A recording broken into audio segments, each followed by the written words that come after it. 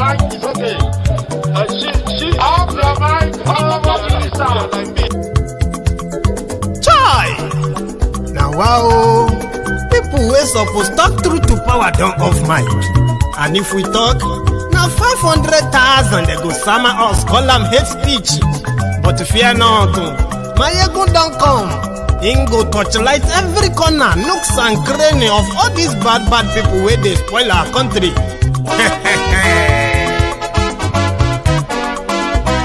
So my people make we laugh, oh yo yo. Maiyegun don't come, oh yo yo. My people make we shout, oh yo yo. Maiyegun don't come, oh yo yo. Maiyegun don't come, man of the masses, oh yo yo. Maiyegun don't come, oh yo yo. Maiyegun diary politico, oh yo yo. Maiyegun don't come, oh yo yo. This one not the off in mind, oh yo yo. Maiyegun don't come, oh yo yo. And in the touchlight every corner, oh yo yo.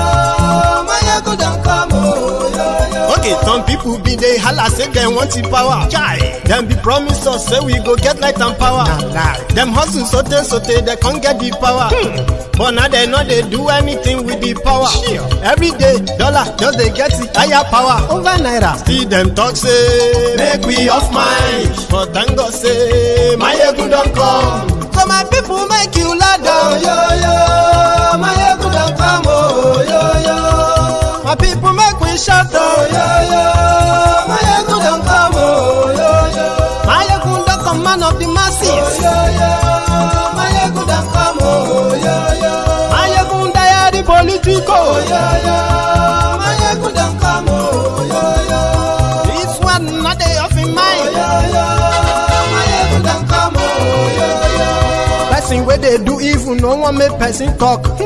Them say that Maiyegun, that man too they talk. He too they talk. Say Maiyegun diary, he they hot like pepper. But every day then they take money in bulk. Woman picking, they the street they hawk. Still them talk say make we no talk. But thank God say Maiyegun don't come. So my people make you laugh, oh yo yo. Maiyegun don't come, oh yo yo. My people make you shout, oh yo yo. Maiyegun don't come, oh yo yo. Maiyegun don't come, man of the masses.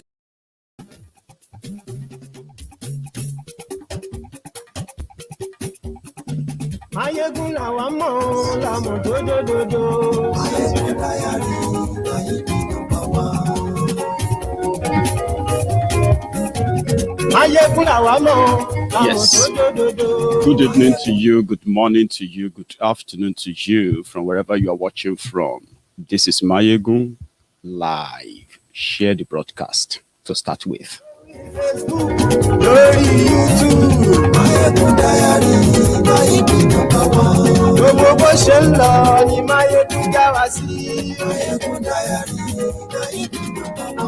Àṣírí ọ̀jẹ̀lú kì í kó níbẹ̀ o. Bó bá ṣe eré, àní Maiyegun máa wí. Ó sì tún ṣe eré, wàá gbọ́ níbẹ̀ o. Maiyegun diary politico. It was another moment of historical significance for the people of the ancient town of Daura as President Muhammadu Buhari, his counterpart from the Republic of Guinea, Alpha Conde, and Governor Aminu Bello Masari arrived at the community's Eid ground for worship. Family, friends, and acquaintances of the president from across the emirate were already on hand, including the paramount ruler of the kingdom, Emir Farouk Umar Farouk. The chief imam of Daura, Safiyanu Yusuf Ansawai, who led the 2 rakat congregational prayer, admonished the ummah to remain prayerful against all adversities of life and indeed thankful to Allah for his enormous blessings. Their trust in the Almighty, he emphasized, must be kept alive, so also the virtues of sacrifice, obedience, justice, tolerance, love for one another, and indeed care for those in need. Special prayers were offered to Allah for protection and guidance of the Nigerian leader and his Guinean counterpart, as well as for peace, unity, stability, and development of the two countries. Governor Aminu Bello Masari of Katsina State and the Emir of Daura, Farouk Umar Farouk, used the opportunity to appreciate the efforts of their worthy son, President Muhammadu Buhari, at selflessly taking Nigeria to the next level for sustainable future of the country. Emir Farouk in particular reassured the president of continued support, cooperation and understanding of his people and prayed Allah to continue to protect and guide him aright. As a mark of respect, President Alpha Conde of the Republic of Guinea was given the honor to perform the symbolic ram slaughtering, demonstrating the total obedience to the will of Allah as exemplified by Prophet Ibrahim. A mammoth crowd of well-wishers later converged along the major street of Daura to catch a glimpse as well as show appreciation, support and goodwill to the Nigerian leader and his guests as they headed home from the Eid ground. Why Salah celebration in Nigeria? A question posed by NTA News to the Guinean leader Alpha Conde. Parce que j'ai beaucoup de respect pour le président Buhari. I have come to support my brother, an African leader who is committed to the transformation of Nigeria, who is committed to fighting corruption, who is committed to bringing peace, security and counter-terrorism in Nigeria. These are not easy tasks, but I'm here to support him. I know he has made enemies. I know it is not easy, but once Nigeria is well governed, Africa will also be uplifted. So it's our duty to come here to support him. And just like the Emir said, he's an honest man, a sincere man, a patriot who is committed to his people. So this is a value that is rare in Africa. We have got the opportunity to serve again for additional 4 years. And Nigerians will know the difference.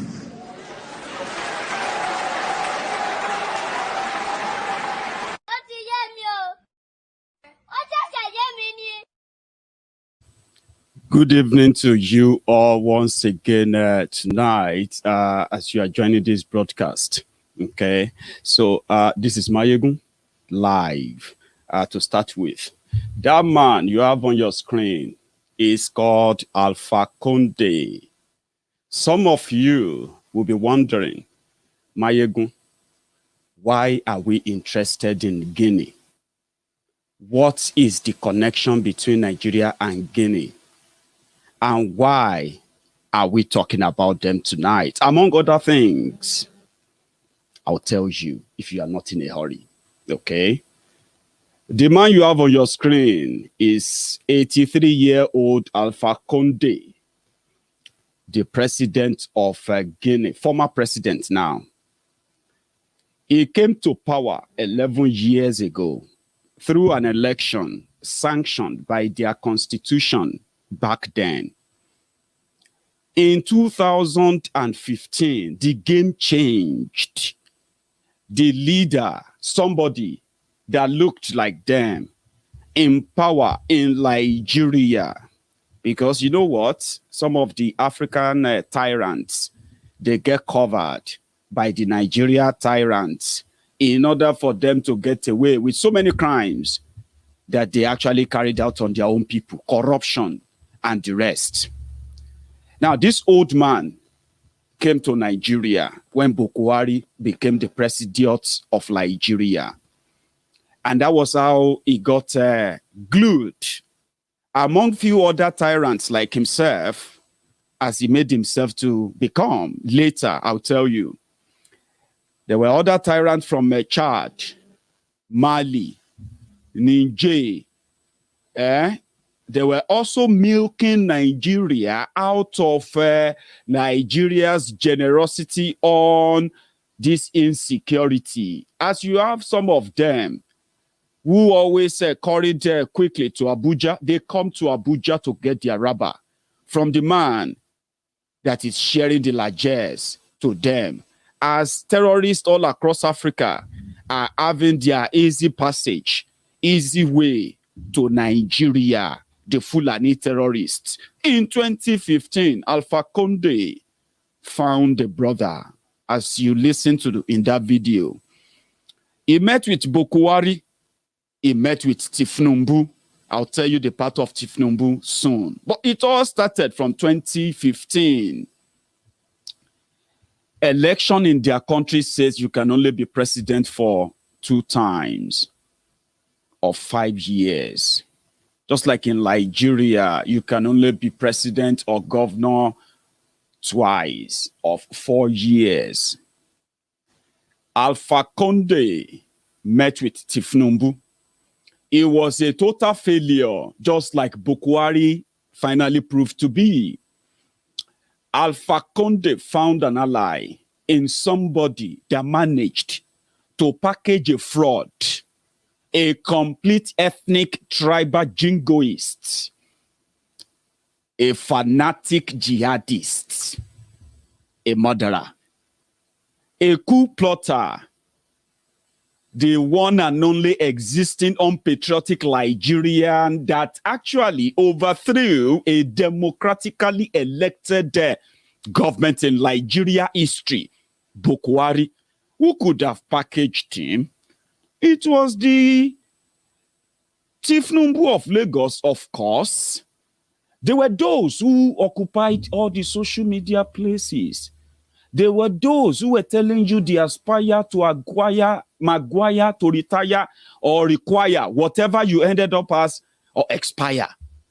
There were those who were giving those, you know, beautiful, beautiful, flowery speeches of change, change, change. And people bought into them. Who else could have sold a terrorist as the president of a democratic Nigeria? Tifnumbu, of course. He met with Tifnumbu. They did the same thing in Guinea. The crook, the old crook, won a re-election. And he didn't have enough.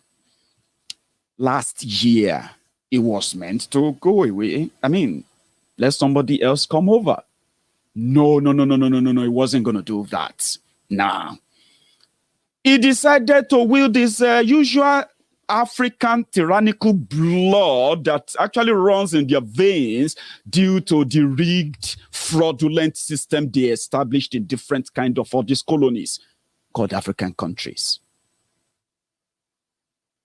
The old man threw his weight about here and there with the backing of the military, with assurance from Nigeria and Boko Haram getting people like him to massage Sego, Guinea, Republic of Guinea, country of 13 million people. I mean, they are not even as big as Lagos State. Don't go far, just stay with us. Oh boy, they changed the constitution so that it could continue. Immediately he did that, he just went after those who he suspected to be the would-be problem in the future. What did he do? Like Boko Haram, they started picking people up. They start picking them up, putting them up on different trump-up charges in a democracy right there. And it was having the backing of the military until the beginning of this year, when it felt like tribally, culturally, some military officers are not loyal.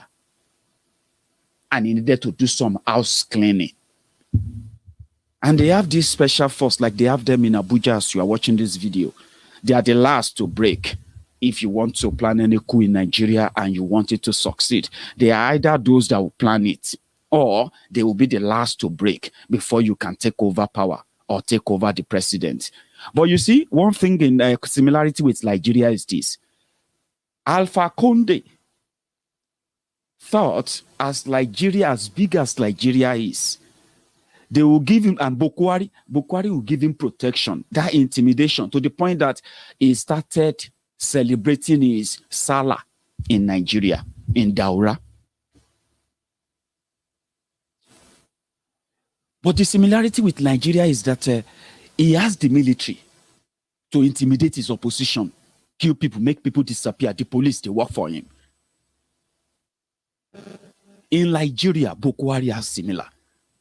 Even though he's been facing serious resistance, you would not Islamize here. You would not force us to this level. You know what I mean now? It was that military that broke when he went for them. And let me show you how it all started so that you can get to know how things change. By the way, now the man be this. After the Bragadocio and the rest of that, okay, they grab him. okay, like a criminal that he is, and like many other tyrants in Africa who have managed to use the position they gave to them, an opportunity they gave to them to change the lives of their people, and they turned that to what they believe, as if to say that, you know, like they say, it is God that sent me to save my people. Who the hell are you? That you are the one sent by God to come and save people by looting them, killing them, and making them disappear. But you see, one thing is that they look so powerful from far, but they are not. They are just ordinary men like me and you, until they lose that power, that thing that makes them look like extraordinary. Imagine when they grab Boko Haram, look at him here in Abuja, in his glory, all the security protecting him, yeah? Then, when they grabbed him, this, right? But this is how the whole thing started from in Conakry earlier today. Just some bang, bang, bang, okay?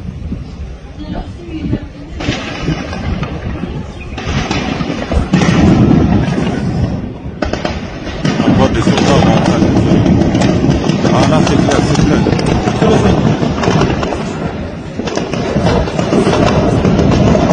C'est dans le rond-point ici.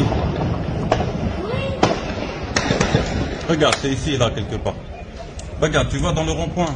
Il y a du feu là-bas, regarde. Ils sont en train de tirer. And then, another one.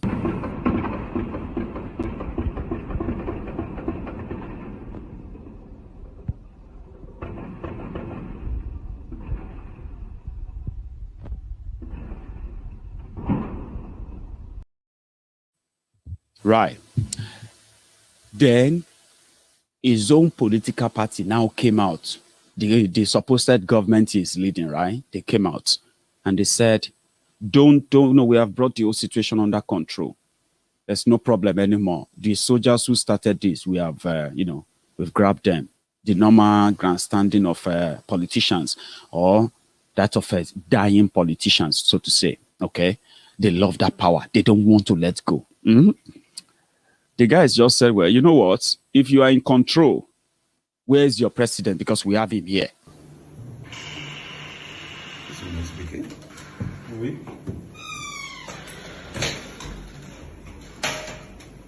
Depuis que vous êtes dans nos locaux, est-ce qu'on vous a pas torturé, non? Est-ce qu'on vous a... On a touché à un seul de vos cheveux. On vous a brutalisé? Non. Silence.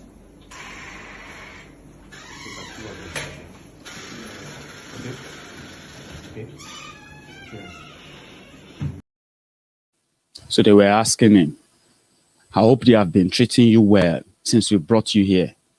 So you choose not to answer.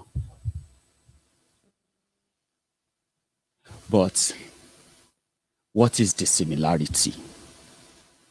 Boko Haram is like a devil. Please, quote. Some of you will say he is the devil, Maiyegun. He is like a devil that they told us about. That when devil promise you something, sometimes your confidence will be so over, like nothing they happen. Now when something begins to happen, because the devil told you, say nothing they happen. Now when you are dying, and you will not see devils anywhere to come and fight and, stop that thing. Now that time you will be regretting that. Damn it, man. That is the way some of these Mujahideen, the Taliban, the jihadists in Boko Haram's government who are feeling so powerful today, that's how they will feel so dejected. Like Alpha Conde. They were asking him, have we been treating you right? Do you have any complaint? Because you're going to jail anyway. You are not going to be president anymore. Because we have another one. And that one, no, they speak English. Guinéennes et Guinéens, chers compatriotes, la situation sociopolitique et économique du pays le dysfonctionnement des institutions républicaines, l'instrumentalisation de la justice, le piétinement des droits des citoyens, l'irrespect des principes démocratiques, la politisation à outrance de l'administration publique, la gabegie financière, la pauvreté et la corruption endémique ont émené l'armée républicaine de Guinée à travers le Comité national du rassemblement et du développement, CNRD, à prendre ses responsabilités vis-à-vis du peuple souverain de Guinée et dans sa totalité. Nous avons décidé ainsi, après avoir pris le président qui est actuellement avec nous, de la République, nous avons décidé de dissoudre la Constitution en vigueur, de dissoudre les institutions. I told you. I said the guy doesn't speak English. They speak French in that place in Guinea. I told you. Baba, with the treaty right or not? So, two things. The reason why you and me, we are talking about this now is this. Because you may be asking, Maiyegun, why? Okay, now tell us, why are we talking about this? The coup in Guinea. I don't support any kind of illegitimate takeover of power anywhere. But if you have illegitimate government, like you have in Nigeria, any government that turned guns on our own citizen and kill our own citizen for whatever reason at all, that government ceases to enjoy any legitimacy from right-thinking human beings. So it's a true loss. The Caliphate they were building, the alliances they were building, it collapsed in Mali. It collapsed in Chad. It's almost collapsing in Niger Republic as you are watching this video. It has collapsed now. The alliances it has collapsed there in Guinea. We don't know what next turn they are going to take, but somehow, the allies they thought they were building. For Boko Haram, it has collapsed. And for Tifnumbu, the man that said he was building Pan-Africanism and blah, blah, blah, blah, nonsense. The photo of London today, the man that was going lyrical, jumping up and down in 2015, and he sold you Boko Haram. He is now a mannequin himself in London as we speak. Even though some people are saying he's the best for them in 2023. Fine, good. Go for it. He was a palidier in Guinea when Boko Haram in 2015, when Boko Haram became president. And the Lagos landlord, the Jaga bandits, the Jaga Wiri of Lagos, was basking in the euphoria of victory, of ending the 16 years of PDP misrule. As he was enjoying that, he was also enjoying so many patronage from the would-be political jobbers for appointments, by the way. He was in Lagos. Boko Haram was in Abuja.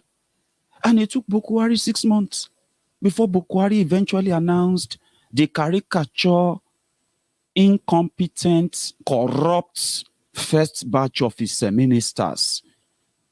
So when they chanked Tifnumbu, that Tifnumbu's list was dumped in the dustbin. You know the story, or should I remind you? I will remind you. When they were both basking in the euphoria of the victory, waiting for Boko Haram to announce ministers, Tifnumbu was collating names in Lagos of those he believed are his loyalists. He was putting plan in place just in case if everything goes according to plan and Boko Haram Kweme and Oshubade become the president. You know what I mean? He by then would have ensured that the person that became the Senate president is going to be his boy. The person that becomes the speaker will be his boy. Boko Haram will just be a figurehead, just like Yaradua was. Anyway, Yemi was smarter. I'm talking about Ikene Shatabandu. It was so brilliant of a plan. In 2015, until Boko Haram chose never to announce his ministers, announce any appointment for 6 months, and they were tired. When he sent a list to Abuja, you remember Bakiyari? He just dumped it in the bin. And that was how Isaleko Barack Obama, Fashola, became a minister. Tifnumbu didn't pick him. That was how Fayemi became a minister. Tifnumbu didn't pick him. That was how Shitu became a minister from Oyo State. Tifnumbu didn't pick him. That was how Kemi Adeosun became a minister. Tifnumbu didn't pick him. That was how many of them like that became ministers. And those that thought Tifnumbu would control the government, that was when they realized that the real job they had for Ikene Shatabandu, fake Pastor Ruga, Oshunbade, was just to babysit Boko Haram and eventually to become the minister. Not a minister, special advisor to Boko Haram on burial arrangements, condolences visits, money, trader money, and every other thing that has to do with any freebie or motivational speeches. They didn't know. They thought they were going to be in government. So when Tifnumbu left Nigeria in 2016 in shame, because they told him, they said, you see that thing where Jolantan try, where you manage to wriggle out, we are going to use it to not fight this government. This government is serious past anything where you can imagine. You have to behave yourself. Okay? You have to pledge your loyalty all the time. When we call on you, you deliver. And we'll fulfill our own part of the deal. You will become the next president after Boko Haram. In shame, he left Nigeria. Do you know where he went? He went to Conakry in Guinea to go and meet his friend, Alpha Conde, the one he also helped in 2015 after Boko Haram's election. He was there for a few months, enjoying what Boko Haram promised him. He couldn't have that in Nigeria. He was in Guinea. Last, as they told them, say, Baba, your house where you did buy for France, don't ready. You go France. No, we just go relax there. I'm telling you true life story. This is not a makeup story. I may be saying it in a way that is so kind of funny. That's another link to Guinea. These are the links, ties that the likes of Tifnumbu used to deceive his own lackeys, his Lagos Abobakus, the Oshogbo Alimajiris, the humbled slaves, the obedient fools, the sophisticated morons of this world. He uses this criteria. I'm a Pan-Africanist. If you don't believe me, ask Dari, the current Minister of Youth and Sport in Nigeria. His name is Dari. I don't remember the full name. He was the media aide to Tifnumbu.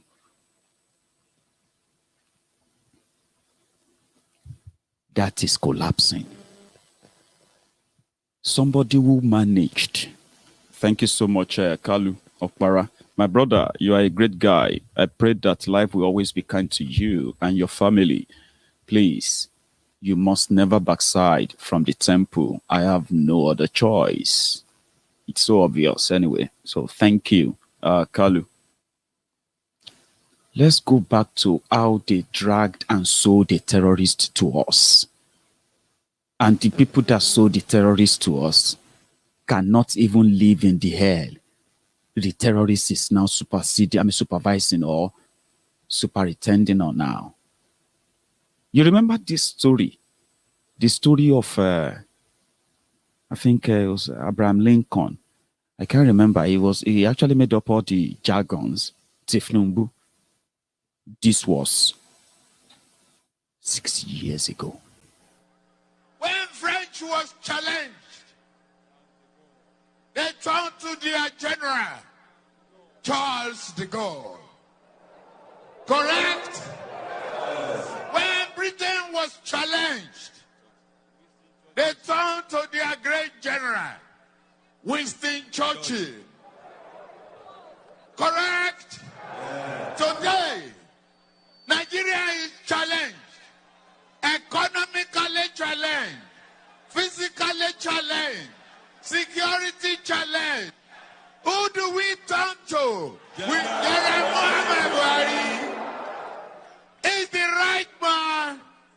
for the job.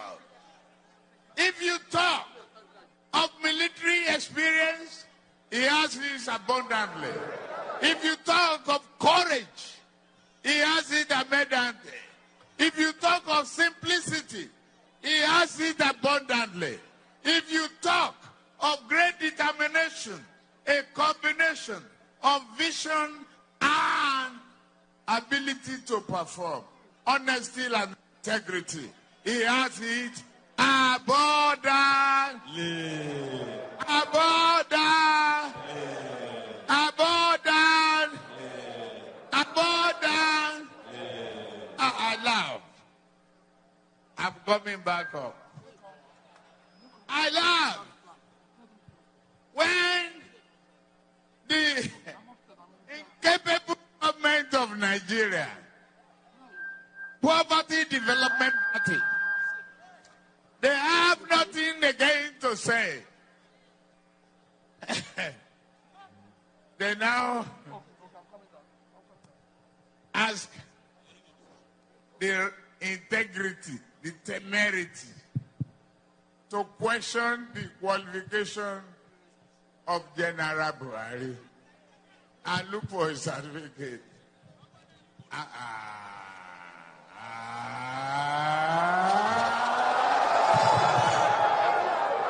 Shame on them. Now who owns the shame now? Eh? We will work with you to build a Nigeria that is not corrupt. I bring you a message of hope.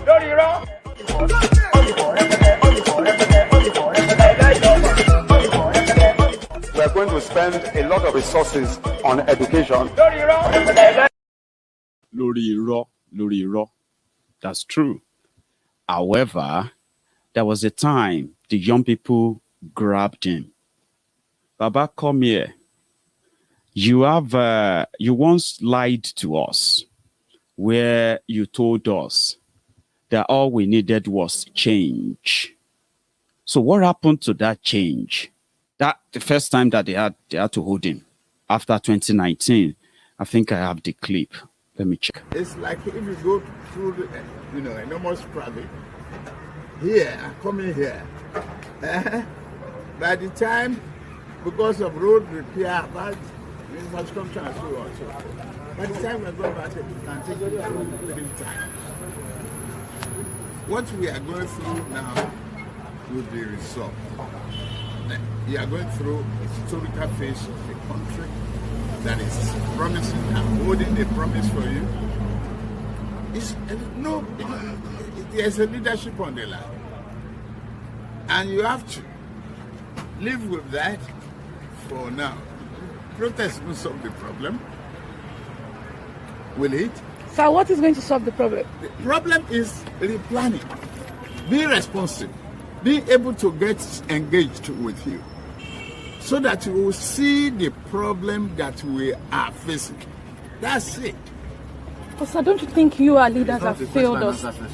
No, please hold on. Please hold on. Please, we're talking. Actually, appeals to us whenever we want to vote. Please kindly hold on. This is a dialogue between the youth. Get into this debate. Sir, I'm so sorry. When I'm tired, I cut off. Okay, sir. What is your question? No, sir. We are here. Yes. We've held on to a lot of promises from the change agenda. Yes. We believed that the leader, President Buhari, was going to come here, was going to come on board and change our lives. We believed in a system that would provide regular 24-hour power supply. We believed in a system where the health system, the health structure would bring, commendable changes. Commendable change. People like our poor people will be able to have medical care. I remember during the campaign promises. I remember during the campaign promises. Of this administration, there's a lot of unemployment, a massive sack in the banking industry. Excuse me. You are right about the turn. In every political situation, you have the twist and turn. Do you get that? That is the short explanation of the short story I told you. How Tifnumbu dragged a lot of today's Buhari idiots, the Buhari degenerates, into believing that they were going to change their lives. When they finally grabbed him and said, maybe you have other solution now that your Abraham Lincoln, Charles de Gaulle, story of France, Abraham Lincoln of America, and all these people you told us they called on, the Boko Haram you brought upon them, what is the way forward? Again, the same person they are possibly waiting for, Tifnumbu, he preferred this beautiful, beautiful solution. Who are idiots? Chop 'em. And we are competing with armed robbers and bandits to recruit from the youths who are unemployed. 33% unemployed.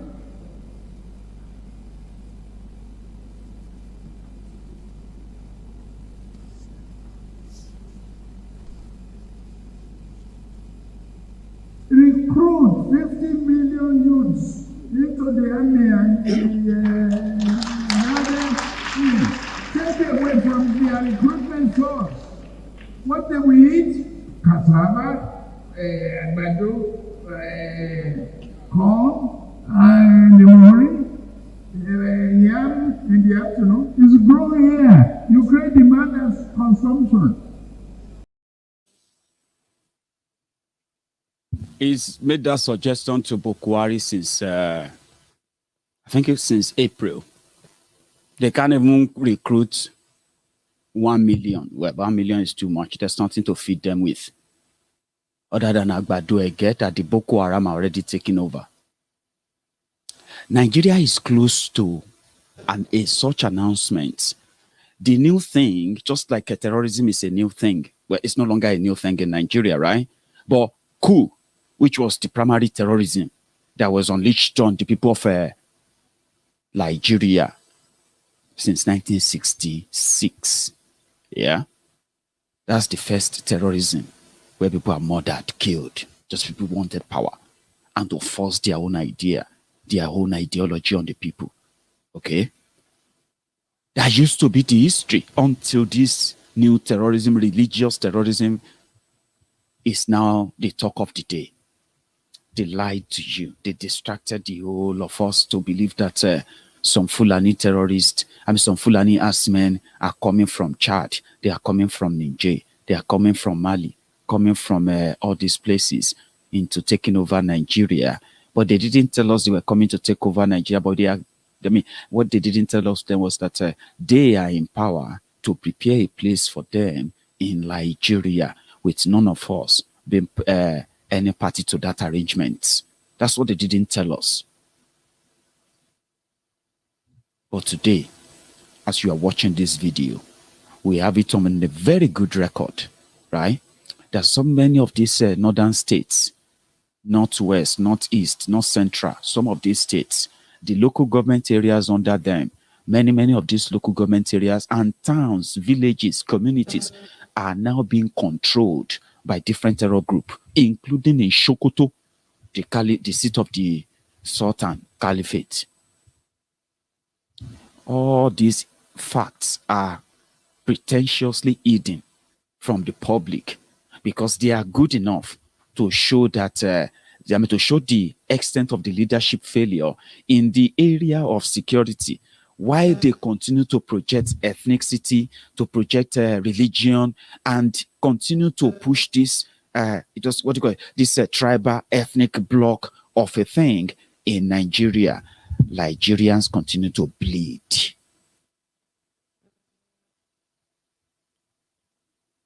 It's so bad that these guys became so colluded, I would say, that they were doing that secretly before now. But now they are bold enough to come public, that they are publicly, without any law to that effect, in a democracy, we publicly pardoning terrorists. The police came out recently The police came out recently and they said 2 people, 2 guys. I don't know how they have the courage to actually announce that, by the way, because it's not a good PR for the criminal government and jihadist religious government in Nigeria as we speak. But the police came out and they said, we arrested some people who are into armed robbery, cattle rustling, and kidnapping. And we traced that we found on them ID card, government issued ID card as government workers working for the government of Katsina State on a certain level, collecting 100,000 naira. Let me tell you something. I don't know how many civil servants in Katsina State are getting paid 100,000 naira every month. I don't know how many of you, if you're watching me from Katsina. Well, it was just a cover, a protection for terrorists. Now, taking over, talking about taking over. How long do you think? You might think it's going to be through the coup. It doesn't have to be through the coup anymore. It seems that if there's any announcement tomorrow, Abuja is not far. They have already been staging kidnapping in Abuja already. All they have to do is just what? Just take over the government houses of few places in northern Nigeria, then take over your Abuja.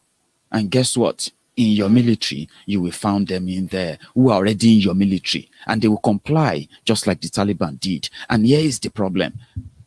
Those who told that Nigeria is going to break up, they have told us Nigeria is going to break up starting from 2015. The journey to Nigeria breakup is not going to be as far as how long they forced Nigeria to be together. You can take that from me. Nigeria has been in what? Independence for how many years? 61 years, right? Great. What it will take to break Nigeria up starting from 2015 when these jihadists came on, right? Will not take that long anymore. You know why? Every pointer is going there. So they can make any declaration anytime. They can even wait. If they play all the politics towards 2023, as we have already projected many angles that they may try to, to swing or trying to swing this play. For those of you who are waiting for that 2023, we will wait. We will document everything from now till then, so that you have something to go back to as a reminder that, wow, they actually told us about all these things. So if they finally manage to lose out in the end, that they lose the power, the question will be, how long do you think they will manage to stay out of that power before they will be fed up with whoever you give to them from the southern Nigeria? How long do you think they can stay out of it? 4 years? 8 years? 10 years? Your guess.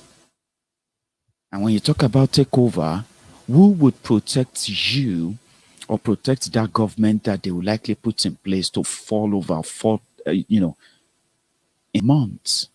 At the end of the day, that thing that many of you are trying to avoid, the truth you are trying to avoid, what if that happens? What's going to happen? Are we not going to then lead to wahala? Of course you lead to wahala, and this is why those who are committing crimes today are getting pardoned by those who are never going to set an example and say, okay, we're going to set an example of this crook who are kidnapping, despite the program of repenting, pardoning them, which is actually a ruse, a cover-up to give them a bit of a security clearance to recruit them into what has become your Nigerian security system, now infiltrated by terrorists. That those who grabbed power in 2015, Isa, pandemic, and Coup, that have now come of age. They have shown off their true color today. Those that they have managed to plant everywhere, to infiltrate everywhere, they will remain there even when Boko Haram is long gone. Now the question is, how long do you think they will wait to tolerate anything outside what Boko Haram has created for them? How long do you think they will wait before they stage a comeback? It won't be for long. And this is why police report. Arrest of repentant bandits who disguise as government officials and commit armed robbery and cattle rustling. On the 25th of August 2021 at about 12:30 hours, the command succeeded in arresting the trio of one Abdullahi Merapi, aged 43 years, of Offer Marusa Low Costs here in Katsina. 2. Abbas Haruna, alias Dogo Abbas, is 34 years, of filling 4 low quarters, also in Katsina metropolitan area. Usman Hassan, alias Manu, aged 50 years, of Ganwa village, Charanchi local government area of the state. Repentant, notorious bandits working in collaboration with the Katsina state government and security agencies. The fact of the matter was that on the 11th of August 2021 at about 11:00 hours, the trio went to Dammarke Forest in Ingawa local government area of the state with a motor vehicle Toyota Camry, ash in color, with registration number DE631 LED. Attacked a header, one Alhaji Suleiman of Molumfash local government area, while grazing his animals with machetes and stick, threatened him and his boys that they were from the Office of Special Advisor on Security to His Excellency, with a false allegation that their brother, Wan Saidu, had robbed one Lawal of his heads, and that they should either produce the said Saidu or bring 100 cows. After some scuffles between the suspects and the complainant, they succeeded in robbing the said Alhaji Gide 20 cows valued 7,550,000, with the intention of taking them to the said Lawal as compensation for his stolen cows, as falsely alleged by them. They also searched and robbed them of the sum of 40,000 naira and 4 GSM handsets.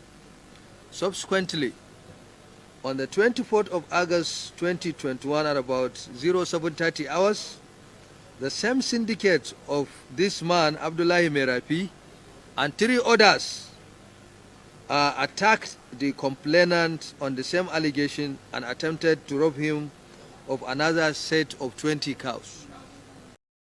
That's where I'm going. Police reports. They are managed. I want you to remember these key words from what the police officer was reading there, right? Repentant, notorious, bandits in the same sentence. And repeatedly, the reason why it seems that they have actually committed a crime was because they stole cow of a Fulani man. That is a no-no. Even bandits, terrorists, Boko Haram, they know that. Let me tell you something. This is not a fact, okay? So don't take it for word, but it makes sense, okay? They said the only time that Boko Haram actually gets so angry, and he would not mind to sign deployment of soldiers to any part of northern Nigeria, even if they say that is where ISWAP are meeting in Sambisa. The only reason why Boko Haram will send soldiers immediately after anybody, and they will say, soldiers are, Nigerian army went after terror, is because if the terrorists attack Fulani and steal their cows, that's an unforgivable sin. That is why to us in southern Nigeria, when you think you are fighting Fulani, others, and the rest of that, yeah, and they ended up killing you, you expect that you will report to the police. The police will arrest the person that killed you. Forget it. You should be lucky that he kills you. If you have been the one to kill the Fulani man there, yeah, your entire village will pay the price. Do you understand? They said the only time that Boko Haram will be raging with his demented brain is whenever they report that when they say the terrorists kidnap human beings, kidnap school children, kidnap anything, it will just be deaf, dumb, and blind. As usual, the presidency will talk. Garbage Shehu, Femi Oponu, Adeshino, Laya Muhammad, and the rest of them, they will be the ones telling you. how Boko Haram is feeling. They will sometimes, even it's a pandemic, can come out and tell you that Boko Haram couldn't eat. But it's a lie. So if you listen to that police officer, the reason why the repentant terrorist is being paraded is because the reason why the two repentant notorious terrorists were arrested and being paraded was because they stole 20 cows. Ha! That's an unforgivable sin. Forget it. Even Femi Okono Adesina came out and he said, what is land? Your life or your land? Choose one.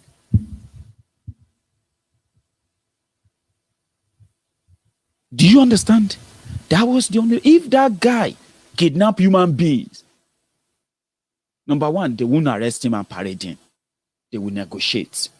They will collect his rubber. Okay? No story. Business. Just like you were told. But the same set of people, here is where I need your own attention now, okay? The same people who are doing all of these things that are backfiring every now and then. And you see, when things like this backfires, right?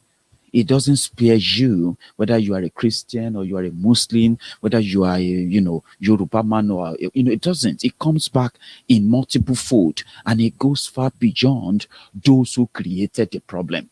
Now, this is where you should be concerned, because the same set of people who are doing all of this in Nigeria, setting Nigeria up for an eventual Taliban takeover one day.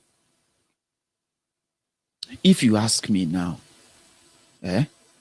apart from the Nigerian army or Nigerian military generally, okay, who else do I think, which other group do I think have the capacity to start a war, which they are already fighting anyway, and sustain that war in this current Nigeria?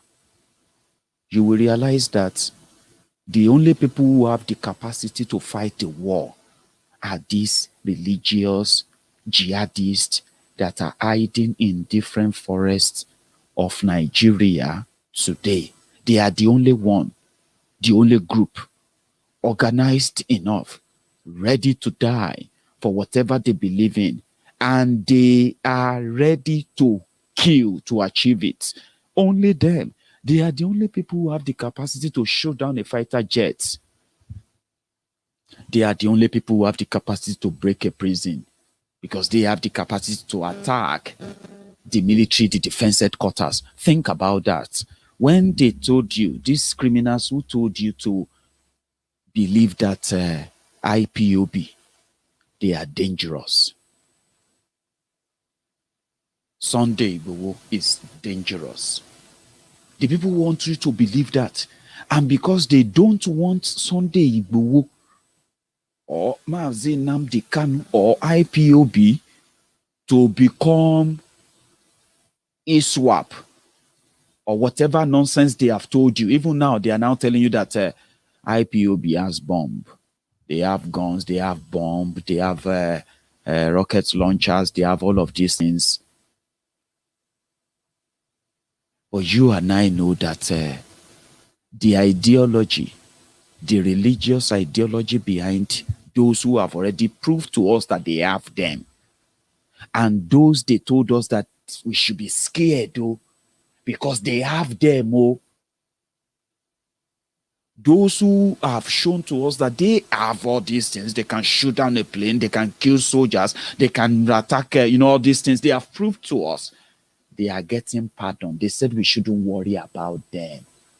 We should worry more about people carrying flags, people holding phones, people carrying placards, people here telling all of us that give us referendum, give us a referendum. We don't want to be part of this. We don't want to be part of this anymore. We don't want war. They are telling you and me to condemn them to death for a crime committed by those who are already killing soldiers. already kidnapping and killing those they call the politicians. Some of them can no longer go to their villages anymore. That is not because of IPOB. As terrible as the Igbo politicians are, they know that they are not at any point in time under any kind of threats from the IPOB or the ESN. Then they staged their political usual. They staged prison break. I have told you that story. I found a video which I have decided to share with you. It was the hopeless, where is that again? Let me see. Yeah, the hopeless governor of Imo State telling the whole world the prison break that happened in Imo State, which was carried out by the Nigerian government in collaboration with the Imo State government, in collaboration with their media handlers and those who put together the conspiracy, did a very, very shoddy job, terrible job. Because at the end of the day, everything they told us didn't make any sense. It didn't take us forever to debunk most of the lies. Then I remember Opu Zodinjo, the hopeless governor of Imo, who has brought about terrorists in uniform to Imo State, to Olu, to Owerri, hunting down innocent people, innocent children, young and old, killing them in their houses, burning down their properties, making many of them disappear, and many others languishing in different kind of lockups illegally all over Nigeria, subjected to daily torture that indeed always put credence or put credence to our claim that Nigeria is a crime scene. But we're able to debunk that within 24 hours. But today, they continue to change that narrative to tell you that the reason why they have to continue to kill the IPOB members, to continue to kill the Biafrans, is because they are dangerous. And yet, yes, they are dangerous to the terrorists who are trying to occupy their land, the terrorists who are kidnapping and raping their women, the ones that their media will never report to you, the ones that their media will claim to be unknown gunmen, claim to be farmers' others clashes. How could the farmer and others clash on the farmer's farm, and the farmer is dead, and you call that farmers' others clashes? How could you clash with me on my farm, on my land? Because they work with their media to put all the narratives out there. Thank God for the social media. This was on record, where Hopeless Zodinjo publicly told you the attack in Imo State is not carried out by the ESN or by the IPOB. Yes, they are angry. They are angry, raging with the kind of injustice meted at them. But they are never suicidal. They are not arsonists. They are not killers. Hopeless said it. Just a reminder. Do you subscribe, Governor, to the police preliminary investigation where they said IPOB and the MSN are responsible for the attacks? Their tactics is that they try to identify grievances of people in a particular area. If it is in Imo State and probably there are some IPOB people who are not happy, they hire hoodlums from outside Imo State. They bring them in pretending to be IPOB, and they commit this crime and they they go away. So it is not about IPOB. Yes, we agree. We have aggrieved IPOB members, but I can tell you, those who are doing this destruction, most of them were brought from outside Imo State. So, if you say that they are really not IPOB members, another insinuation that a few commentators have put into this is perhaps the military operations that we saw in the past few days, which of course you also commented about. Is there any link between that military operations and what we saw in the last few days? As I speak to you, honest political leaders and religious leaders have approached me to encourage military to come around because these people have created fear into the citizens by their dastardly act. So it is not about the military. If anything, our people want the military around so that they can have sense of security. No, the people didn't ask for military. They didn't want them around. Opposite did not need them to feel protected in Imo State after the Supreme Court of Nigeria stole the seat for him. He is not a man at peace at all. But that was on record. That is pretty much now on record. For those of you who probably still go about, peddling those lies, and you don't even know why. People like us will never shift ground, telling you, even whatever the media continue to say to you, people like us won't shift ground because facts are always better than fiction. The criminals who are everywhere, that's us now moving now down to Imo. From Imo now, if you come to Edo, where the Edo state government is still playing hide and seek with the ban on open grazing. We haven't heard from them. Ondo state signed their anti-open grazing law to stop the movement of cows, just same way the northern Nigerian states are beginning to execute the same act, which is to ban the sale in open market, the movement of cows, and the rest of that in their states to curb insecurity. But it's only the southern Nigeria that are being threatened. You know why people continue to ask for that? Because these terrorists who are currently making money through kidnappings are already in southern Nigerian forest. They are making a kill until they will kill somebody that's has name, like they did. So, Omoyele Sowore's brother, Olajide Sowore. And I'm going to quickly ask you, if you wouldn't mind, to let us give the dead just a minute silence, if you don't mind, starting from now.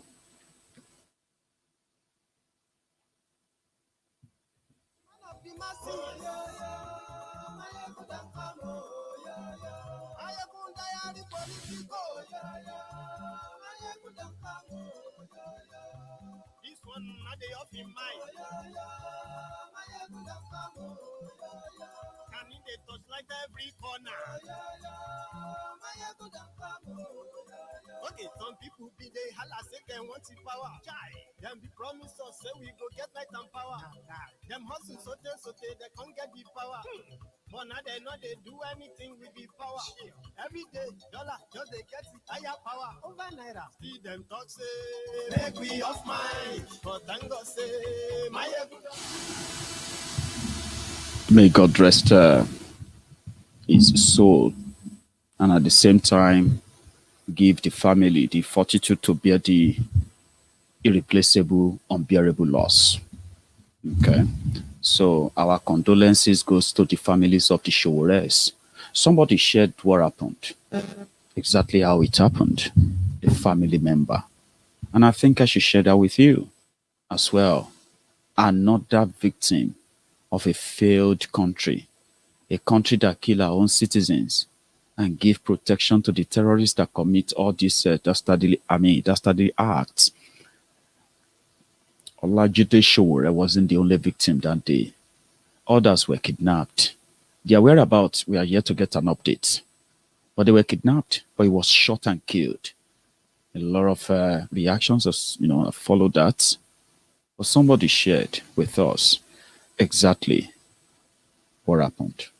In Accra this morning, I received a call from the Dean of Student Affairs, Benedon University, confirming to me that my brother was shot early this morning around 6:30 by the Fulani herdsmen while he was trying to travel from Okada to Benin. So, and they asked me to call the DPO of Okada, who confirmed the incident. And immediately, I contacted the DPO, Okada Division Police Station. And he confirmed to me that actually he was shot this morning while he was driving along Benin, Okada Expressway. So there are a lot of intrigues to it that we still yet unknown to us, because he has been in Benin for a long time, and today will not be the first day he was traveling along that route. But I was trying to inquire from the DPO this morning the whereabouts of those people and what led to that, and who the eyes witness of the incidents. At that period, the thing was still sketchy to us. But he told me that there was a woman who was rescued from the kidnappers, who said those people are Fulani speaking gunmen who kidnapped about 10 of them, and some of them they couldn't take them along, especially this woman that the BPO sent her number to me, that she couldn't they couldn't evacuate her easily before police came to her rescue, but she was an eyewitness to the matter. So that was exactly what we saw this morning. Is until his death, he has been a business person. He has a pharmacy shop around Benin and Okada, metropolis. He has been practicing this for a long time. He is equally a student, a student of Guinea University, reading pharmacy.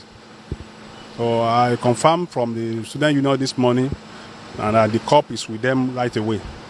So it's a bad news to the family at this moment, and it was highly grievous to the entire family that this country has been unsafe to us. Of course, we are not saying we are the only family that are victims of these herdsmen, but we have a traumatic situation in the family since my brother has been held hostage in Abuja, and this particular brother has been the head of the family, and he was doing a lot to fend for the family until this morning he was gruesomely murdered again.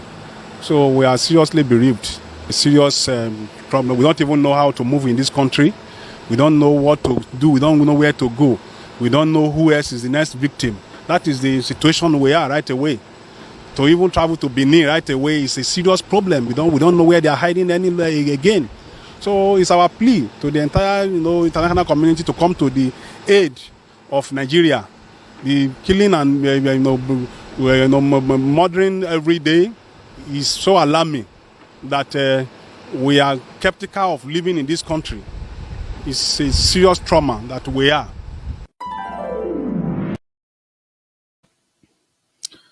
Once again, may the soul of the departed rest in peace, as they will say, rest in power. I don't know if this was popular back then, right? A popular saying. But I remember my grandfather using this phrase very well, that someone else's son's corpse will always look like a log of wood until that corpse is a family member. Then it will become so heavy to carry.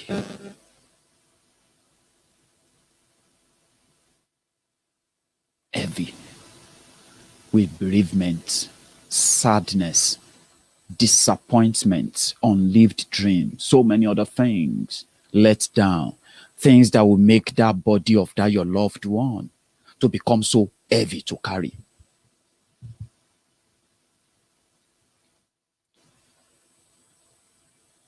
Yesterday's survivors, they are today's victims. Today's survivors are tomorrow's victims. And that's the life cycle. Or should I say cycle of life? That Boko Haram's Nigeria has brought upon people, and it is deliberate. Somebody told us that as a reminder again. It's not about sentiment. It's that there are a group of people in this country that feels that this country should be Islamized. This is a fact. I say you want me to start mentioning names of people in this government that we have interrogated.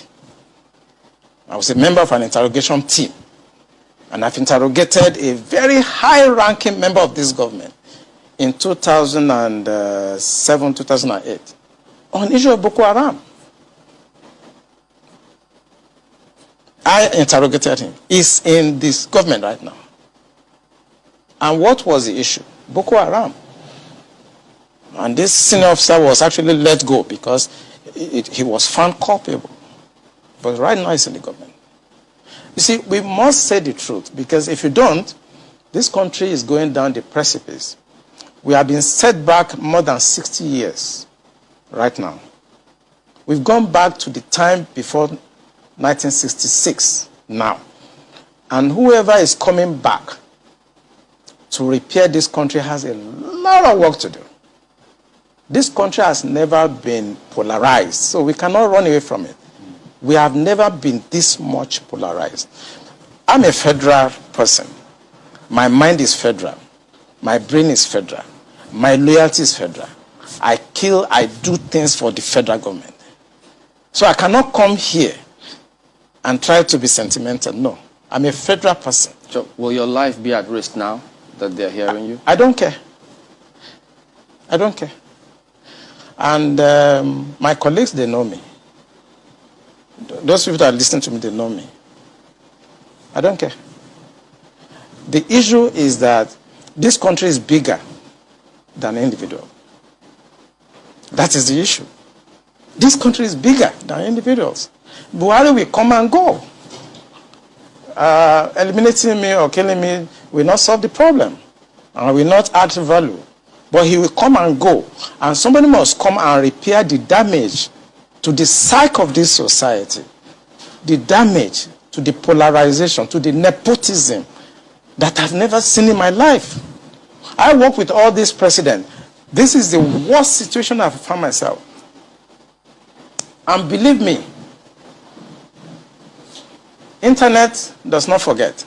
I was part of the people that helped to bring Buhari to government because I believe in him. Have you worked with the government after that? After you helped bring the government? Oh, of course, I worked with him. We brought him in 2015, and I work as the Deputy Director of Defense Administration. And we have a lot of hope in him. And we actually are ready to do anything for him. What he has turned out over the years is shocking to us.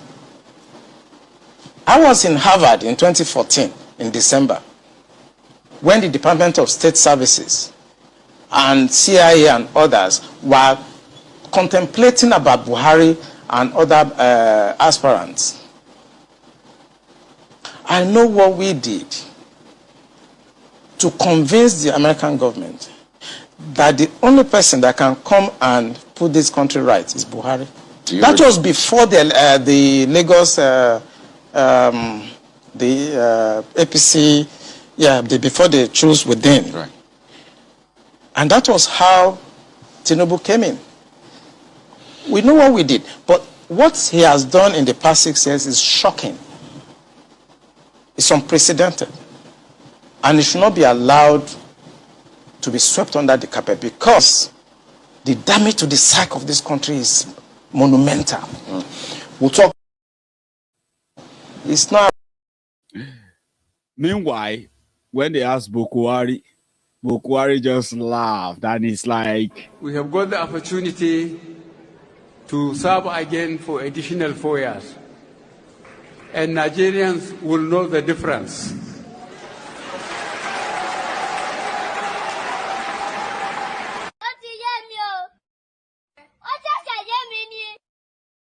Shoti ye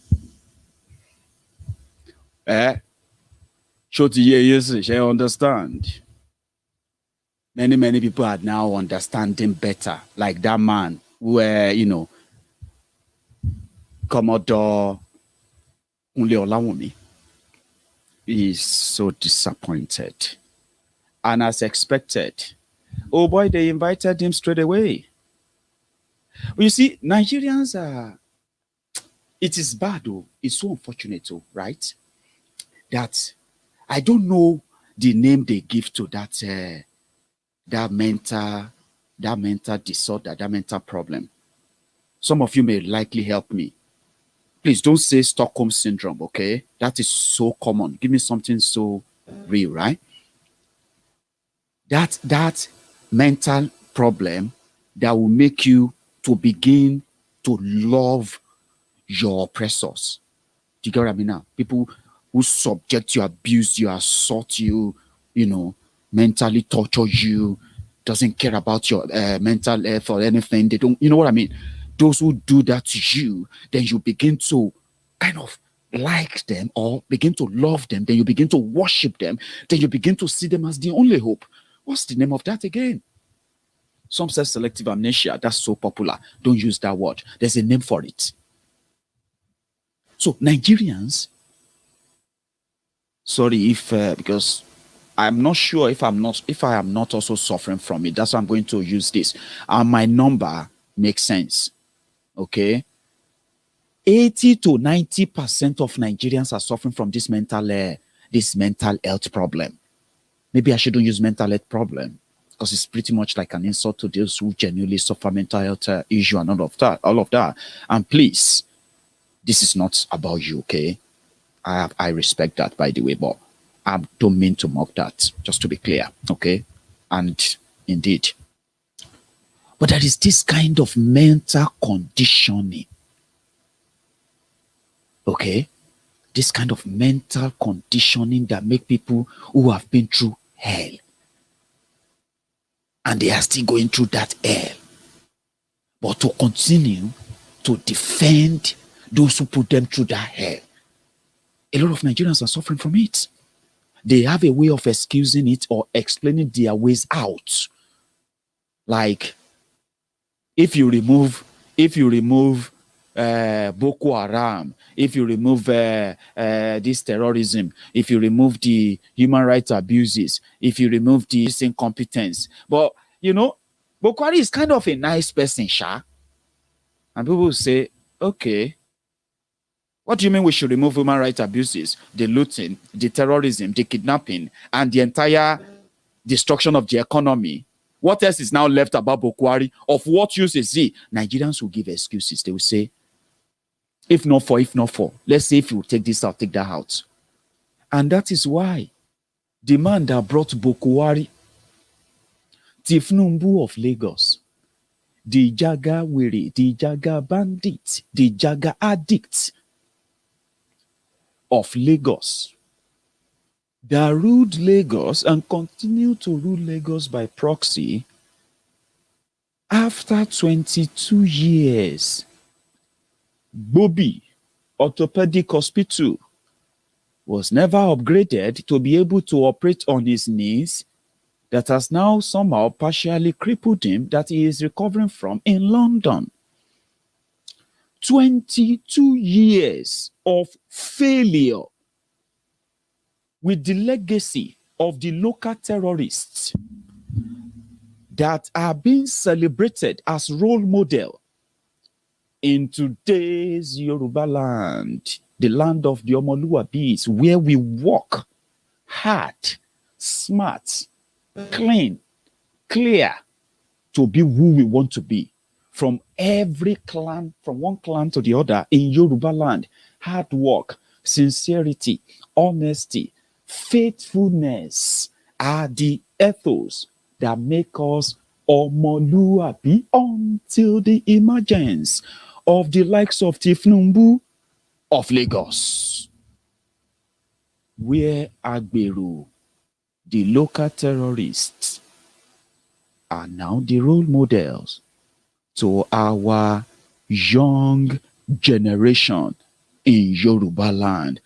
If you don't want to be an agbero, so to say, then you can be a bigger thief, go to school, learn how to dress smart and speak some smart English, and go into the business of ripping your people off for just one person, one man, Chief Numbu, that couldn't even equip a single hospital in Lagos that can take care of any of them without having to fly 6 hours to London to get medical attention.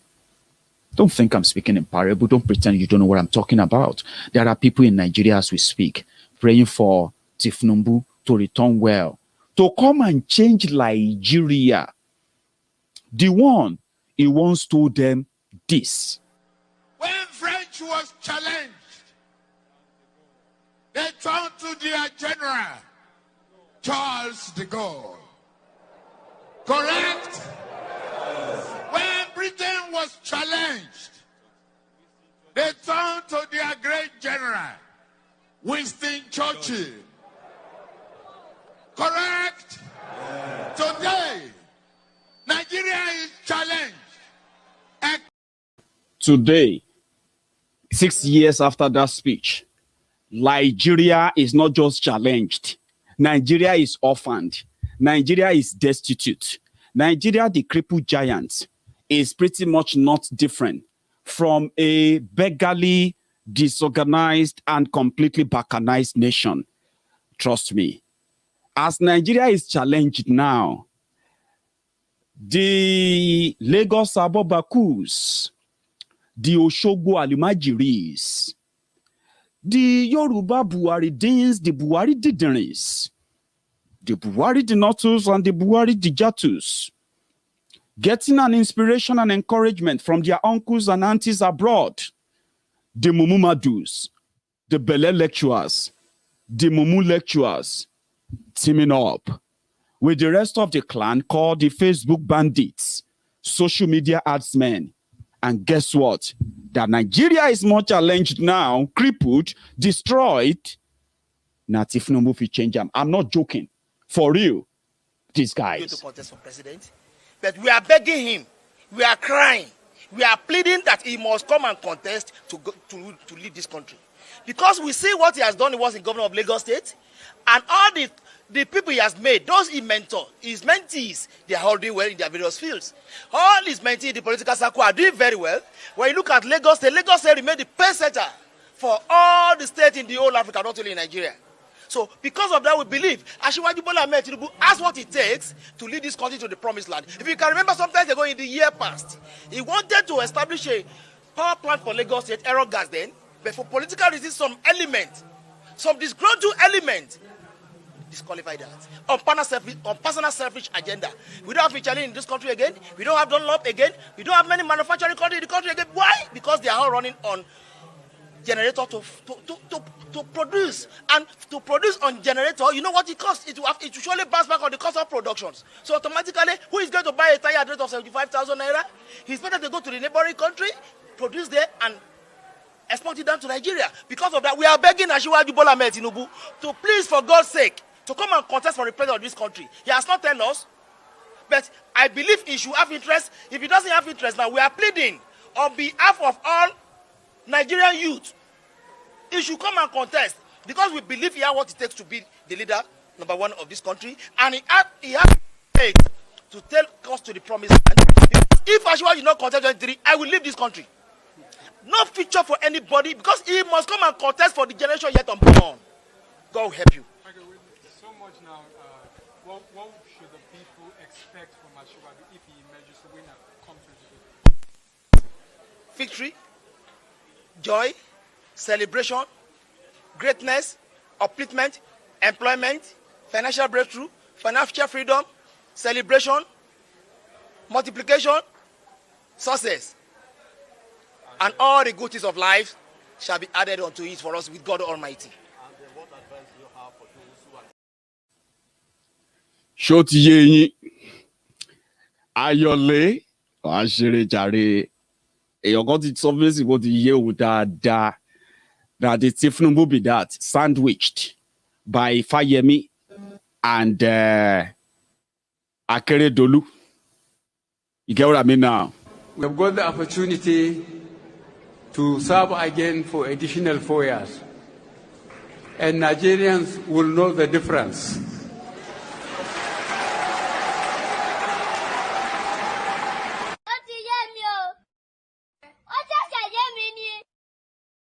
Chatty get here. Very, very anyhow people. So here we are. So when we say, when people ask, then what should the people do now? Is a two-way thing. All right. Number one, people can collectively demand an end to the fraudulent 1999 constitution that gives them this kind of leverage, this power that they never had. There was never a time that people voted for that constitution. Let's start with that. I understand that many of you will say, Maiyegun, that's a long thing. I'm telling you what I think to do to avoid boom, boom, boom, which is actually what Boko Haram wants. So I can't really project anything on that.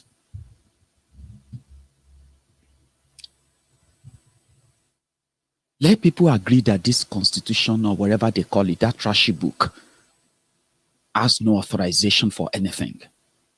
In the process of discussing that, a country can write a new constitution within 6 months. Are you with me? 6 months. And you don't even have to write any new constitution. You can adopt any that suits the complexity of Nigeria. There are thinkers, so that you don't just think that all of us just come here reacting. No, we are not just reacting. So if you listen, a country can write a new constitution in 6 months. They can pass it. And a country can run an election after that if you want to go into an election. But here it is. The current fake constitution they have in Nigeria allows them, their presidents, to appoint whoever is going to be the leader of your INEC. Your INEC decide who is eligible to vote and where. They decide and determine what kind of style you are going to use to vote. All single-handedly dashed and forced on everybody, because that is how they put together their rigging plans that face you and I out, whereby criminals that will represent the establishment will continue to get back in. So when you get rid of that constitution, that nonsense, it will give you the opportunity to begin a new foundation that says, in this new one, put on there, referendum. The people have the right to call for referendum if 2/3 of the citizens vote yes to call for referendum. Now, when you write a new constitution, it becomes legal to allow you from every part of Nigeria that you represent to what? To drop in your own article of participation, article of constitution. Call it whatever, give it any name. Now, when you do that, people can then say, we don't want to go into an election. We want to go and vote for referendum straight up. And we want that organized before 2023. That can be done. Don't let anybody tell you that nothing can be done. The reason why it won't be done is that that is a paradigm shift. The reason why those who are milking Nigeria, those who are the rent seekers, the gatekeepers, that is the reason why they will continue to make it bloody. But bloody it will be when the citizens believe, when the citizens arrive at a point that's enough. That is the day I'm waiting for. And that day is so close and near. How soon Boko Haram will determine that? So all the political empire they built, they are crumbling right before their eyes. Okay? The only thing they are holding on to right now is that if they could pull the stunts in a way before 2023, either to get an extension like Alpha Conde, or allow a smooth transition from the current Nigeria to Nigeristan, where instead of a coup, the Islamists will take over, revolution will break out, you and I will think we can fight until they unleash their jihadists in our forest. Time makes this all pretty much like nonsense to some people.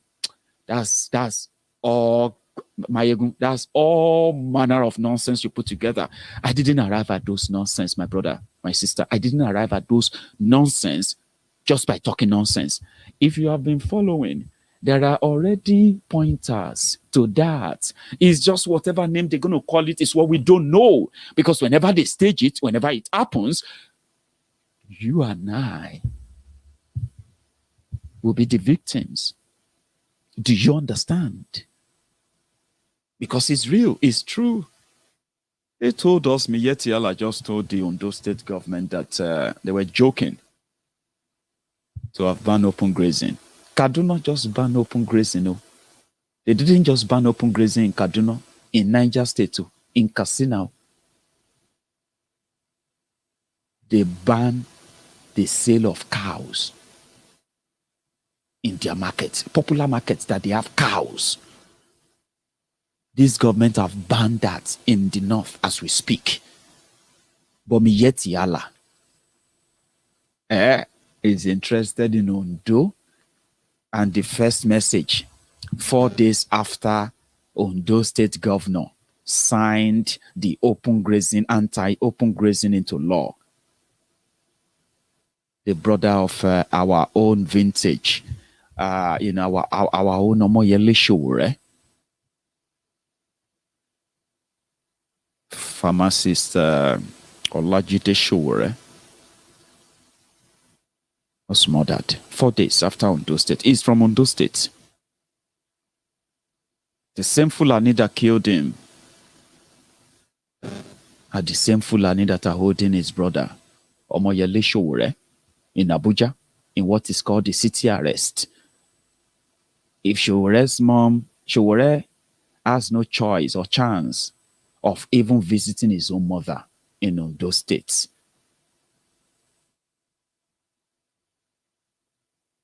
I don't know how long it is going to be our turn.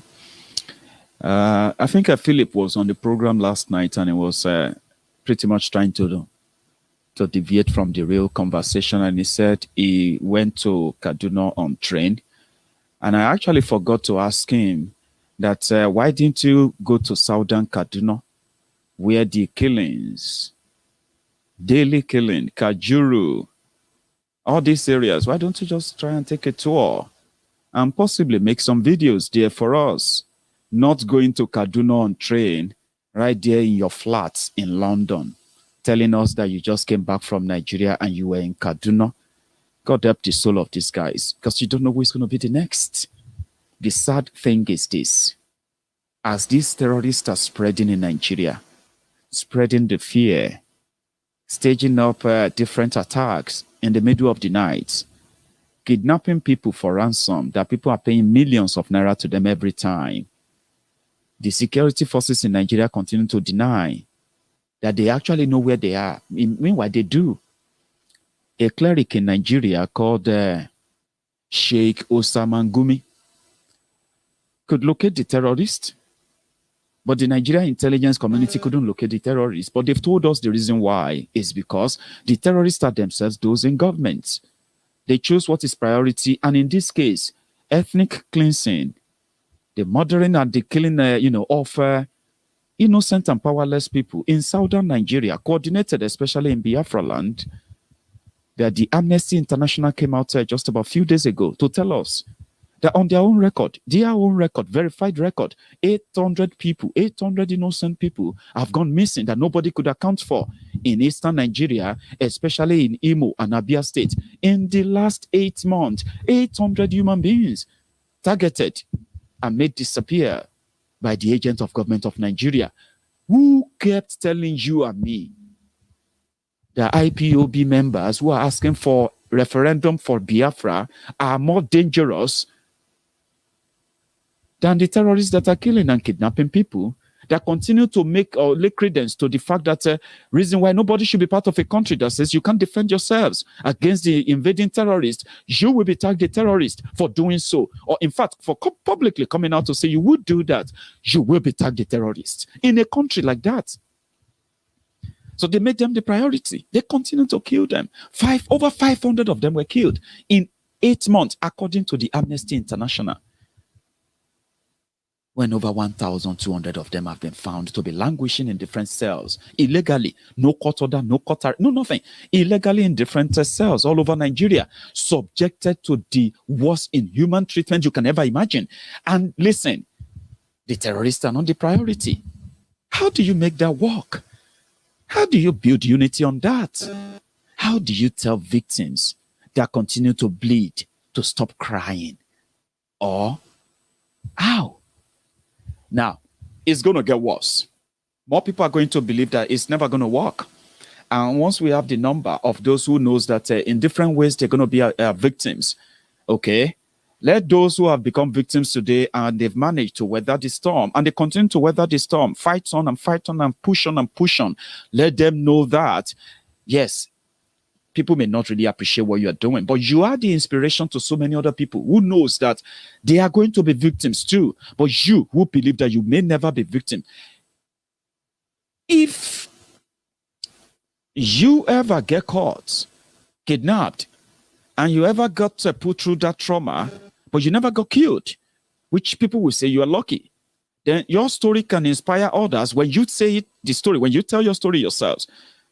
But why would anybody want to be or pass through that kind of experience, which is obvious just because they are living in denial of it? Would you want to pass through that experience before you believe that this is an existential threat that doesn't even recognize you, whether you are a Muslim or a Christian? In today's Nigeria, we are all endangered in the hand of terrorists who are currently in government in Nigeria. You don't punish terrorists, you reward them. How then do you want to end terrorism? How then can you guarantee the safety of your people? How then do you continue to preach unity and peace where innocent people continue to disappear? It doesn't work that way. And that is why I am saying that a moment is coming. That moment is near. That moment is close by, where everybody will find the reason why we can't continue like this. We deserve better, and we will get better. If my message will make you think, Boko Haram's action will force you to think, my own appeal to you is just to make sure that you don't become the victim before you know better. But some of you will have to be victims. Your villages, our people have to be attacked before you will believe. Kings, they just told us that a king, well, an emir was kidnapped in Niger State today from his palace this morning. We're not sure if they're going to release him anyway, but yeah, he got kidnapped from his own palace. People are going to go missing, not because the government who is doing the job of making people go missing, working with the terrorists who are also working to make you go missing. At the end of the day, when those who are going missing when this sin hits home, when you become part of the story, and your reaction could no longer be contained with your denial, you are going to agree with us that yes, we are not preaching war. The people who are asking to break away from Nigeria today, don't forget this. The people who are asking to break away, that we don't want to be part of Nigeria anymore, we don't want to be part of this anymore. These people, the Yoruba people, the Biafran people, every one of us asking that let us renegotiate this wrong arrangement and let us peacefully part ways. None of us brought this war on ourselves. None of us asked the jihadists to come in and start killing us in our land, kidnapping our people, ransacking our villages, and raping our women, and shutting down our communities, stopping our people from going to farm. We didn't ask for it. We became victims of this political alignment and political permutations and these political decisions that put the lives of millions in danger, put the lives and the livelihood of millions in danger, and not just in northern Nigeria, across the southern Nigeria. So we didn't ask for war. Now they are threatening us with war. the people that are supposed to protect us. We want to run away from jihadists. We want to run away from this rapist, this ethnic jingoist, these religious fanatics, those who called us infidels, those who want our lands or our lives. We want to run away from them, since those who promise to protect us continue to tell us that they will do so on their own terms. Give up your land or forget your safety. They've told us that repeatedly. They gave us no option, no condition. Then we arrived at where we said, restructure or we leave. Instead of them to say, okay, fine, we have pushed you to the wall enough. We will no longer push you. We want to talk. We want to discuss. They continue to threaten us. Don't make this sound like I'm speaking in parable. I am talking about the jihadists that took over power in Nigeria, those who said negotiation to them is more demeaning to them. They will forgive terrorists and they will persecute and crucify activists. You and I fall into that category. They are not persecuting us or prosecuting us because we are unpatriotic. They are doing so because they feel like asking them to change course and listen to the indigenous people of how divided Boko Haram and gang have divided Nigeria, asking them to listen. They chose never to listen. They threatened us, they intimidate us, and they unleash war and violence on us. People get killed, people disappear for asking the government to either protect them or they were going to leave. They don't negotiate. So we didn't bring the war. Don't let anybody blackmail you into believing that asking for Oduduwa Republic is asking for war. You did not ask for war. You are asking for your freedom. Freedom to defend yourself. Freedom to provide, to defend your family. The freedom to defend your border. Freedom to defend your currency. Freedom to defend your language. Freedom to defend your faith. Freedom to do whatever you want to do. Freedom to be free. Freedom to be indeed free. They said freedom is not free. Maybe that is why they made it war. They are killing us when we are not asking for one. But maybe when our people realize that they can die for what will bring liberty to the generation coming after them, maybe they can begin to see what the Fulani terrorists are seeing. Taking over Nigeria will give to us the land promised us by our forefathers, our progenitors, that Nigeria is a conquered territory. All the people and the land therein belong to you, the descendants of Othman Danfodio. That is a mentality that is so powerful that they strongly believe in, that maybe if you as a Biafran, if you as an Oduduwan, if you as somebody from the Middle Belt, wherever you come from, maybe when you begin to have that same ideology towards what is rightfully yours, your land, your ancestral land. Because you see, those land you call ancestral land, they are not ancestral to those who want to take them over. And they will do everything, anything, even if they have to kill you to take it over. Maybe when you begin to see beyond the liberalism, the fraud that they use religion to perpetuate on you, the fraud, one Nigeria they have played on you. When you begin to see the determination of those who said, we will Islamize Nigeria, a caliphate will mount in Nigeria one day, inshallah.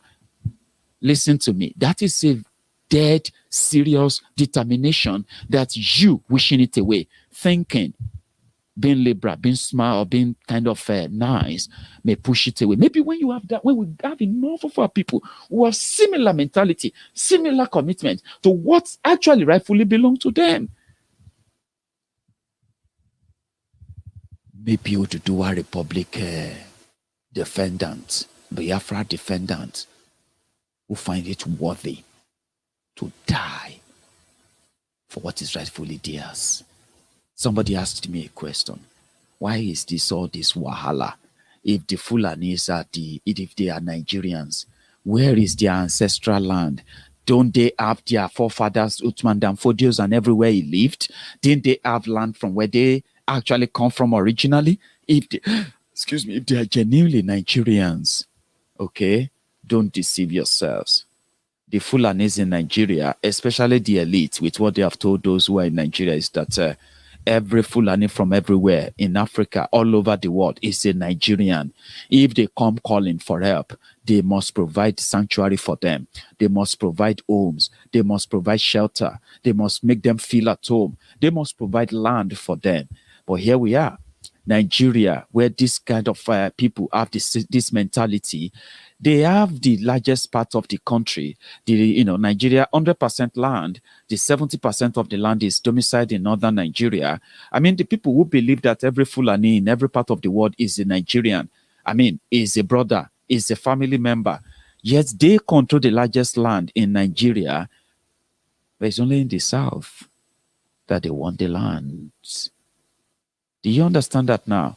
So, which means the Nigerian Fulani who are keeping mute, playing the politics of empowering and then accommodating the foreign Fulanis that they call their brothers, and they continue to tell them the story that you are welcome. This is the land Uthman Danfodio conquered. Everywhere is yours. And this mentality, for God knows what, yeah, is being promoted by those who have been here for a long time. They can tell you how their father grew up in Lagos, how their mother was married somewhere in Enugu in 1959, how all those stories that can make you think. If you attack these foreign invaders, you are attacking the local Fulanis, and that is where we are today. The Miyetti Allah, the spokesperson for these terrorists, continue to terrorize us, intimidate us for telling them that we don't want open grazing in our land. And that's a sin. Does that make any sense to you? Don't worry. It will make it some other time. Thank you so much, everyone, for your time, okay? I'm not going to take much calls tonight, okay? We have a lot of people on tonight, and I'm so thankful to you, the super chatters, the super stickers, the commenters, the sharers, and the rest of us. Before you go, if this is your first time of watching Maiyegun's Diary Political, and you did enjoy it, I'm going to ask or plead, I'm going to plead with you that to have more of this, go on there on this YouTube channel now and subscribe. It is pretty much straightforward. Also, my friends are right there on YouTube. Over 2,000 of you. Do me a favor. You can drop your thumb up there. Don't drop thumb up. Just click like under that video. Make it count. Okay. And finally, before I go, to my friends who have always been very, very supportive, reaching out to the lesser privileged, those who need our support, people you will help and you will likely never meet, ever. As we do, we have the Age Nigeria Foundation that many of you have been reaching out to on behalf of Maiyegun's Diary Political. Every month we do this. If you are giving your widow's mite support to people in any part of the world, to my friends who have always been reaching out to the Age Nigeria Foundation, where aged people in Ogun State, Lagos State, and partly Oyo State are being helped by this foundation, a lot, mentally, medically, and so on. If you have that touch, remember, help me reach out to them this August, okay? Give them something substantial. I'm talking about people who deal with hundreds of people, aged people, that are currently, many of them abandoned. Nigerian system has become so bad, so terrible that many of us who have many of us who have been affected by Nigeria, many of us that Nigeria has happened to, we blame these aged people for our problem. We call them the village people. There are those who care for them. They don't call them village people.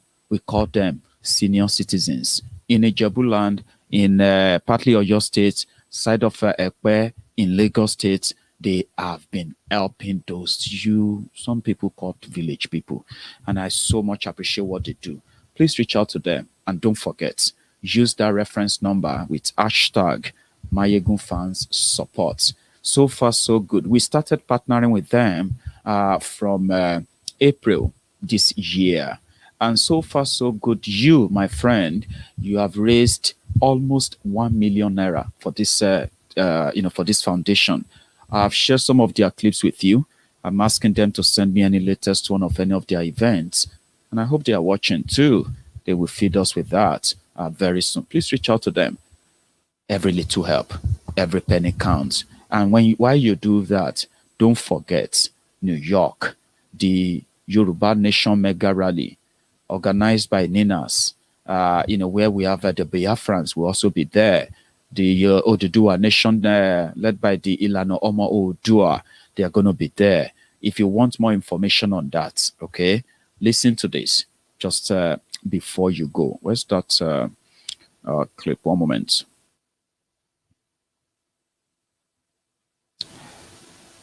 So please remember, you can make that number count.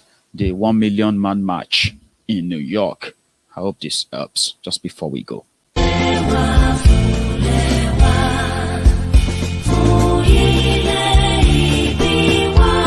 Yoruba Nation Global Directorate holding a mega rally in New York, United Nations to condemn the systematic ethnic cleansing of the Yorubas by the Fulani-dominated government of Nigeria through murder, rape, kidnapping, unwarranted detention with punitive bail settings, attempted assassination of self-determination agitation leaders by government agents. Mega rally comes up from September 14 to September 24, 2021. Time, daily, morning and evening. Venue, Dag Amas Jold Plaza at 4th Avenue and 47th Street Corner, Manhattan, New York. Side attraction include rocking of African head wraps, gele, turban, scarf, and fila for men. For inquiries, please call Dr. Janet Fashakin Esquire on +646 261 6030. Pastor Raphael Adebayo on +1 214 687 2429. Otumba Demola Edward on +1 773 888 0852. And Evangelist Jidegi on +845 293 8937. Yoruba Nation says no to apartheid in our homeland. We say no to wanton killing, rape, and detention of our people. A luta continua, Victoria Asata.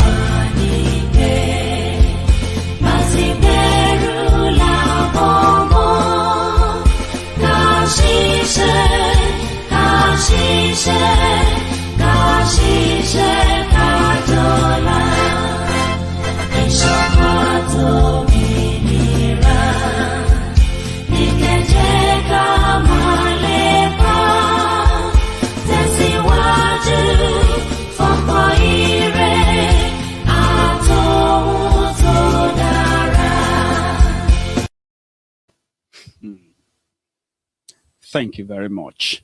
Remember, attending will make the number swell, and we look forward to that. I'm actually looking for somebody who is going to do a live coverage for us for Maiyegun's Diary Political. You can be that person if you're going to be in New York for those days, Why not do that for the culture, for the platform, so that we can have a lot of things on here too. To everyone, once again, thanks so much for your time. I'm going to see you some other time. Remember, before you go, give me, click that like under that broadcast, subscribe, set your notification, and don't forget, I'm going to see you some other time. Therefore, good night.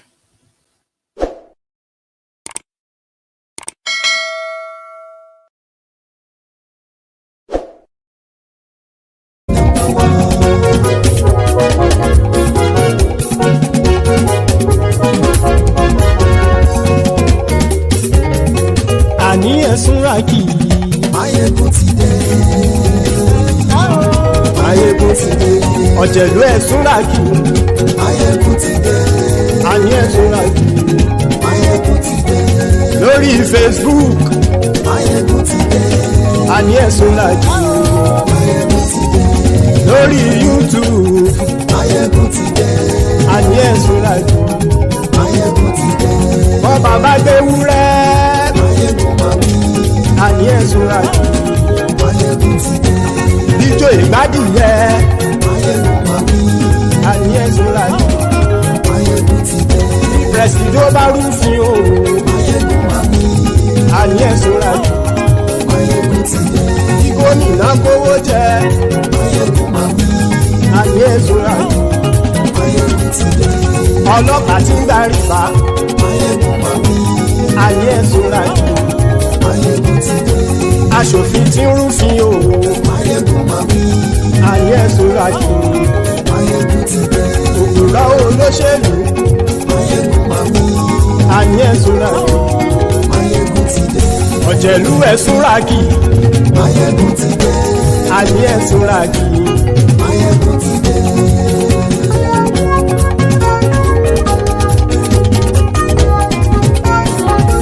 Maiyegun ti dé. Gbogbo ọ̀jẹ̀lú ẹ̀ṣúra kì. Maiyegun ti dé. Gbogbo ọ̀jẹ̀lú ẹ̀ṣúra kì. Ṣùgbọ́n ní bá ti ṣe èyí tó yẹ kí wọ́n ṣe ọmọ bá dèrò ní fi wọ́n níran o. Maiyegun ti dé. Gbogbo ọ̀jẹ̀lú ẹ̀ṣúra kì. Maiyegun ti dé. Gbogbo ọ̀jẹ̀lú ẹ̀ṣúra kì. Ṣùgbọ́n ní bá ti ṣe èyí tó yẹ kí wọ́n ṣe ọmọ bá dèrò ní fi wọ́n níran. Wọ́n fowó bẹ́ẹ̀ o Maiyegun ó sọ pé wọ́n ò bẹ́ẹ̀.